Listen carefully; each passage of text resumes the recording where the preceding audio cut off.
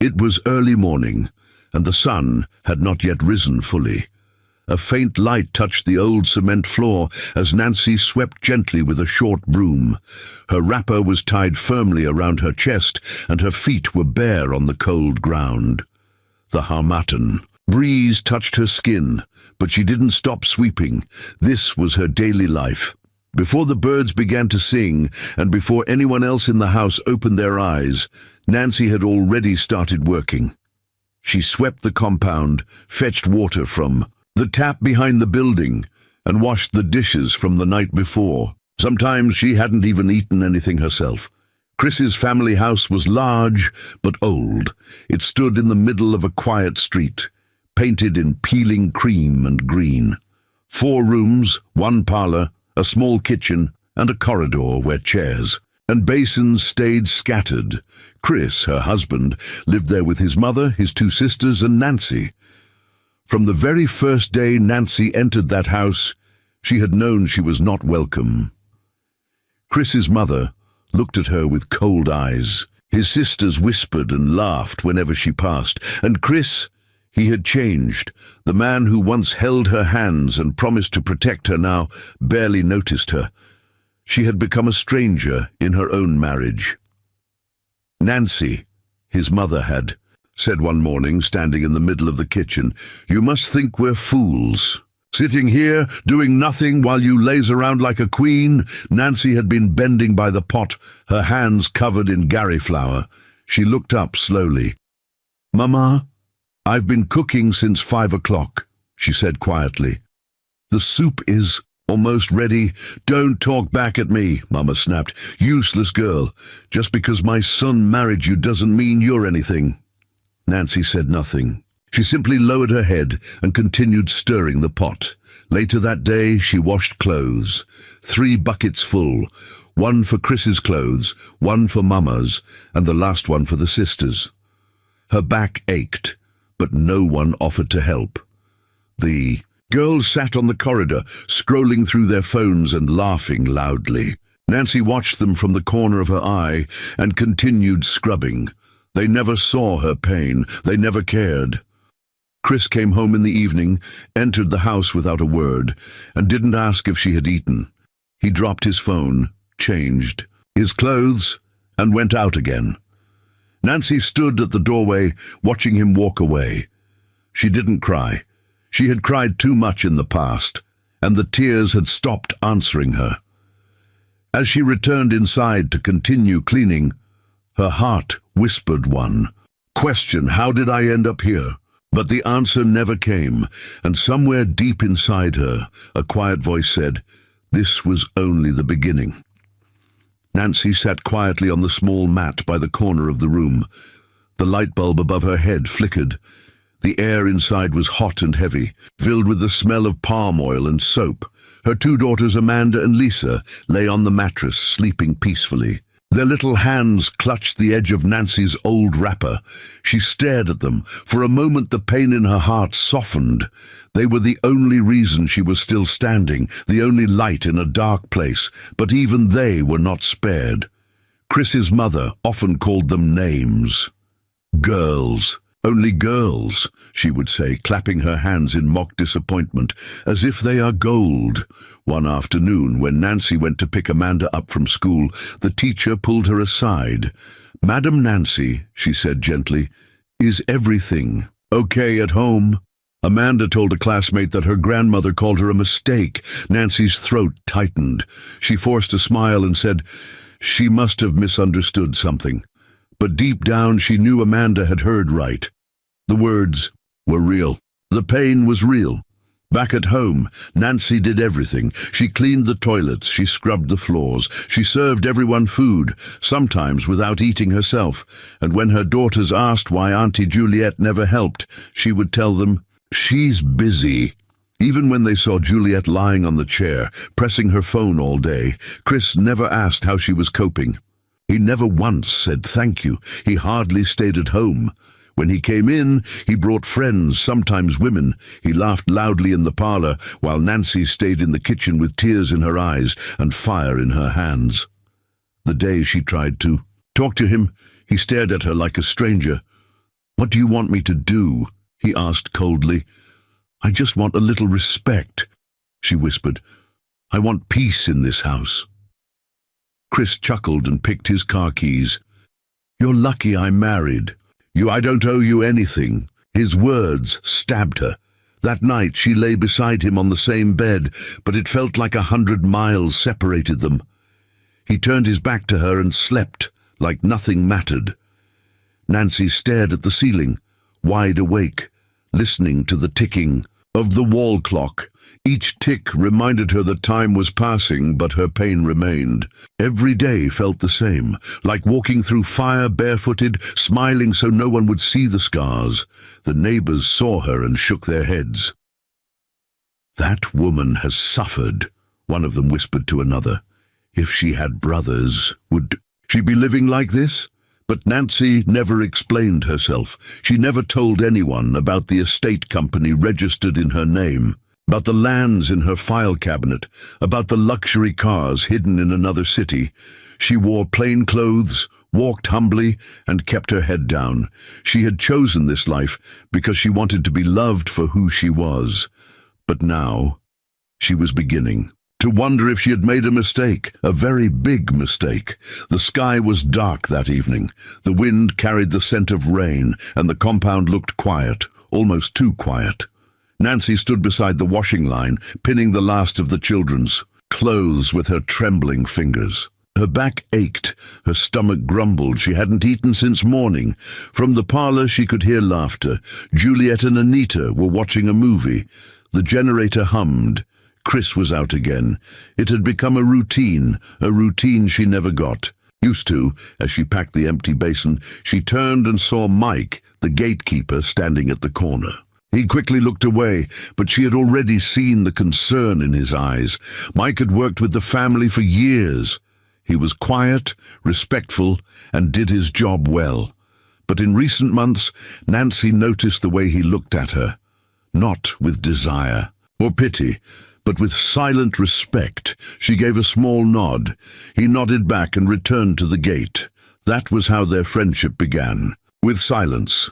Later that week, as Nancy returned from the market carrying heavy nylon bags, it began to rain suddenly. The load was heavy, and her wrapper was already soaked. She struggled through the compound gate, her legs slipping on the wet floor. Chris's sisters sat inside, watching her through the window and laughing. "Mama girl has turned to donkey," Juliet muttered. Nancy said nothing. Then she saw Mike rushing toward her. He took the bags from her hands quickly and walked beside her under the rain. "Let me help you," he said softly. "Thank you," she whispered. That day, he waited near the kitchen door after she had dropped the goods. "Madam Nancy," he said gently, "you're too strong." She looked at him, surprised. "No woman should be carrying all this pain alone," he added. Nancy felt a lump rise in her throat. She quickly looked away. From that day forward, Mike would often help her, carry loads, or fetch water when the tap was dry. When her daughters were playing in the compound, he would watch them with soft eyes and give them sweets when no one was looking. It wasn't long before Nancy began to look forward to his presence. His voice became a kind of comfort in the storm. He never crossed boundaries, he never spoke too much, but his presence alone was a reminder that kindness still existed. One evening, as she sat outside under the mango tree after another long day, Mike walked up to her. "You don't deserve this life," he said. Nancy looked at him. "But this is the life I chose." "No," he said calmly. "You chose love, but love didn't choose you." Her chest tightened. He stood for a moment, then walked away. Nancy sat there in silence, staring at the sky. The stars were few, and the clouds were thick, but in that quiet, she felt something shift inside her, something small, something new. The sky cracked with thunder. Rain fell like heavy stones on the roof.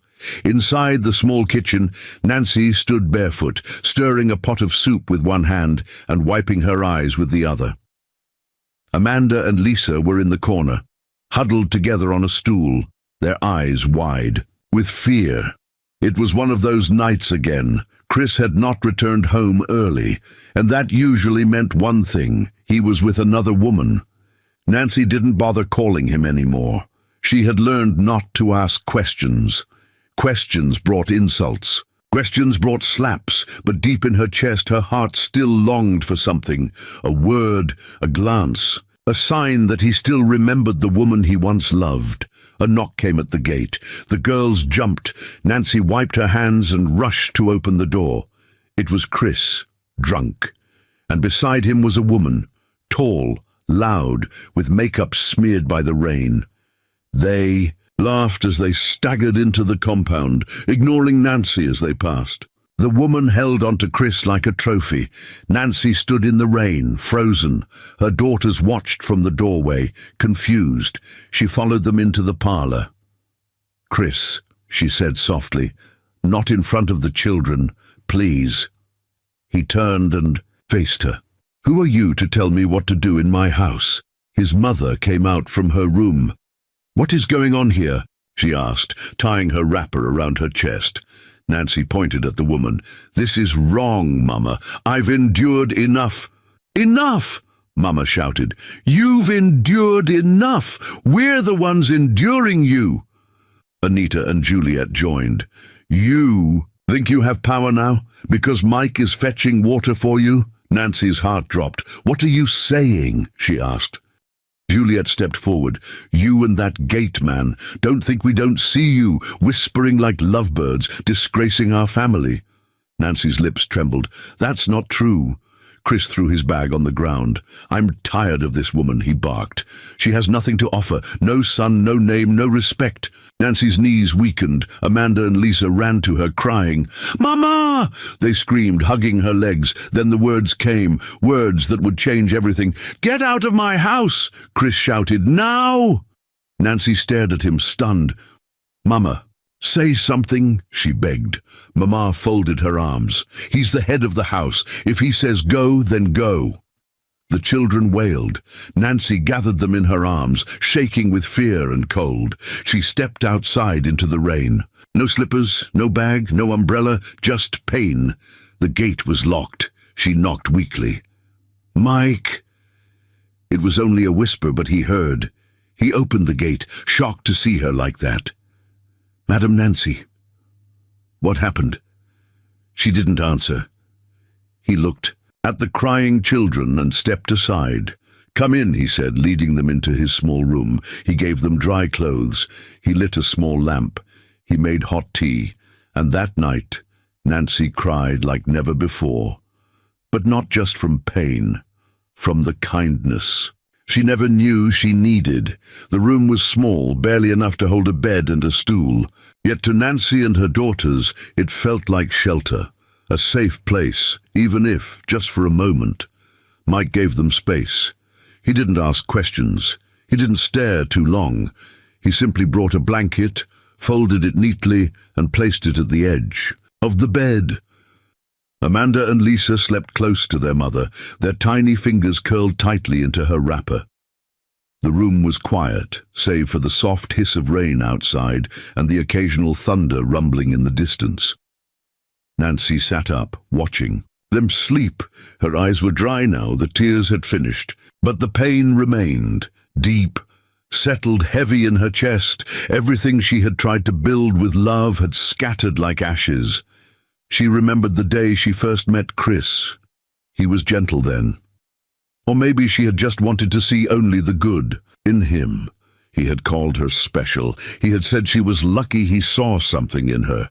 At the time, she smiled and believed it. Now she knew. He didn't see her, he saw someone to control. Nancy wrapped the blanket tighter around her girls and looked around the room. There were no fancy decorations, no air conditioner, no soft lights. But there was peace. Quiet, honest peace. Mike returned with a tray. On it was a bowl of warm yam porridge and 2 spoons. "You should eat," he said gently, placing it on the stool. Nancy shook her head slowly. "I can't."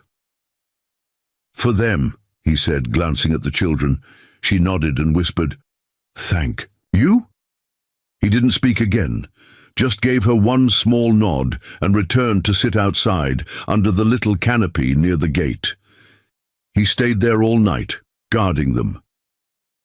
The next day, Nancy woke up to the sound of a rooster crowing. Her body ached, but there was a strange calm inside her. She stood up quietly, so as not to wake Amanda and Lisa, and stepped outside.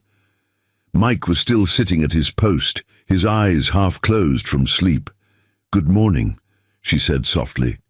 He turned and smiled gently. "Good morning, madam." She looked at him. His eyes were red. He had barely slept. "You didn't have to stay up. I couldn't sleep knowing you were out here like that." She looked away, her throat tight. That morning, she washed her daughter's clothes and helped Mike sweep the front of the compound. She didn't complain. She didn't explain. She just worked quietly. People who passed by stared. Some whispered, but Nancy didn't care anymore. Her home had rejected her. Her husband had betrayed her.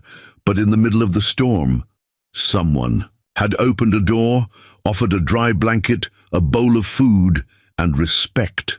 And somehow, that mattered more than everything she had lost. It wasn't love, but it was something real. The sun was high that afternoon. The compound buzzed with noise. Chris's family sat under the mango tree, chewing roasted corn and talking loudly. Chris's new woman, Sandra, was there too, sitting proudly like she owned the place. She wore a short red gown, gold slippers, and heavy makeup. Her laughter echoed across the walls. Nancy watched quietly from behind the gate. She had come to pick a few things she had left behind. The children needed clothes. She hadn't returned since that rainy night they threw her out. But she wasn't prepared for what was waiting. As soon as she stepped in, Juliet saw her. "Look who we have here," she said, standing up. "The runaway maid." Chris's mother looked up. Her eyes narrowed. "What are you doing here?" She asked harshly. "I just came to pick some of the girls' clothes," Nancy said calmly. "They've been wearing the same thing since that night." Chris stepped out from the house holding Sandra's hand. "You shouldn't be here," he said. "I didn't come for trouble," Nancy replied. "Just a few things." Anita stood and pointed at her. "Is it because you've been sleeping with the gate man? You're brave to show your face." Nancy froze. "What did you say?" she asked quietly. "Don't pretend," Juliet shouted. "The whole street is talking. You now live with Mike. You think we're fools?" Chris scoffed. "No wonder you were always defending him." Nancy's heart pounded. Her mouth was dry. "That's not true," she said. "Mike only helped me when all of you turned your backs." Sandra rolled her eyes. "What kind of woman moves into the gate man's room with her daughters? Cheap." Nancy felt her knees weaken, but she stood straight. "Say whatever you like, but don't lie against a good man." Mama stood up slowly. "Nancy, don't come back to this house again. Chris has moved on. He has a real woman now." Chris nodded. "You and your bastards should stay where you belong." Nancy's mouth trembled. "They are your children." "Not anymore," he said coldly. "Sandra is pregnant. We have no space for you." The words hit her like a brick. For a moment, she couldn't breathe. Amanda and Lisa were behind the gate watching. Nancy looked at them, then back at the people who once called her family. "I don't want your house," she said softly, "and I don't need your name." She turned around slowly, and as she walked away, she didn't cry. Not this time. Mike was waiting by the corner. He had seen everything. He didn't speak. He simply opened the gate and let her in. The children ran to her. She held them tightly. That night, as the sky turned orange and the crickets began to sing, Nancy sat quietly outside with Mike. The pain was still fresh, but her silence was no longer from fear. It was strength, because deep inside her, something was rising. A voice that said, "They will regret this." It was a bright afternoon. The compound was quiet, almost too quiet. Chris was sitting under the mango tree with his new wife, Sandra. His mother sat nearby, fanning herself with an old magazine. Juliet and Anita were peeling oranges, laughing and gossiping about a neighbor's daughter who had just given birth. Everything looked peaceful, but deep down, things were not as rosy as they seemed. Sandra's pregnancy was beginning to wear everyone out. She complained about everything. She refused to cook, refused to clean. Chris's sisters didn't like her anymore, but they couldn't say it out loud. His mother had begun to sigh often. Things were not going as planned. Chris had lost his job a few weeks earlier, a misunderstanding with his manager. Since then, money had stopped flowing. Sandra had started calling her friends for small loans. Juliet had resumed her petty trading business. Even Mama began to ask for support from relatives, but they never spoke about Nancy. To them, she no longer existed, until that day. A black SUV drove slowly into the compound. It was big, shiny, and spotless. The engine purred gently before it went off. The door opened, and a man in a black suit stepped out. He looked around, nodded politely, and opened the back door. Chris stood up. Juliet stopped peeling oranges. Sandra adjusted her gown. Then she stepped out. Nancy, but not the Nancy they remembered. She wore a sleek gold gown that shimmered under the sun. Her hair was neatly packed. Her makeup was soft and elegant. On her wrist was a shining silver watch. Her heels clicked gently against the cement floor as she walked. The compound fell silent. No one moved. Chris blinked. Nancy? She smiled softly. Hello, Chris. His mother stood up slowly, shocked. Is it really you? Nancy nodded. Yes, Mama, it's me. Sandra stepped back, confused. I thought you said she was poor. Nancy's smile widened, but her eyes held no joy. Poor? That's what you were told. Chris looked around. What? What's going on here? Another car pulled into the compound. Then another. Security men in suits stepped out and opened the doors for 2 women and a young man. They all came and stood behind Nancy. The silence grew louder. Nancy turned to face them all. I didn't come here to fight, she said calmly. I just came to tell you thank you. Thank you? Juliet echoed. For what? For showing me who you really were, Nancy replied. Chris stepped closer. Nancy, I don't understand. I know, she said. You never did. Then she turned to Amanda and Lisa, who stepped out from the car behind her. They were dressed beautifully in white gowns, their faces bright with joy. Nancy looked at Mike, who stood near the gate in his clean uniform, watching everything from a distance. She smiled at him, then she turned back to Chris and his family. I have forgiven you all, she said quietly, but I will never forget. And with that, she walked back to her car. The gate opened, and Nancy left them standing in silence. The compound remained silent long after the cars left. Chris stood frozen. His hands trembled slightly. Sweat gathered on his forehead, not from heat, but from the heavy weight of shame. His mother sat slowly on the bench, her mouth still open. Juliet and Anita couldn't speak. Even Sandra had disappeared into the room. No one saw it coming. No one imagined the woman they mocked, insulted, and threw away like trash was someone of such power and dignity, a billionaire. Nancy, the same Nancy who once begged them for respect. That evening, news began to spread around the street. Children ran from one compound to another shouting, Nancy came back in a big car. She's rich. She's the owner of Harrington Homes. Traders at the junction paused their business to discuss it. Tailors, hairdressers, and even the barber stopped to ask questions. Is it true? She's the one behind the big estate near Royal Avenue. No wonder she always kept quiet. Inside Chris's house, regret filled the air. Chris paced the room like a madman. How? How could she be all that and never say a word? Juliet wiped her tears. She washed our clothes and cooked for us. Chris's mother groaned, and I called her a mistake. But it was too late. That night, Nancy sat in her mansion, Far away, surrounded by peace, Amanda and Lisa were watching a movie in the family room. Mike was now her estate manager, well-dressed, well-spoken, and respected by all the staff. He had stayed loyal. Even when she had nothing, he treated her like gold. Nancy stood at the balcony, looking at the stars. For a long time, she had wanted love. Genuine love.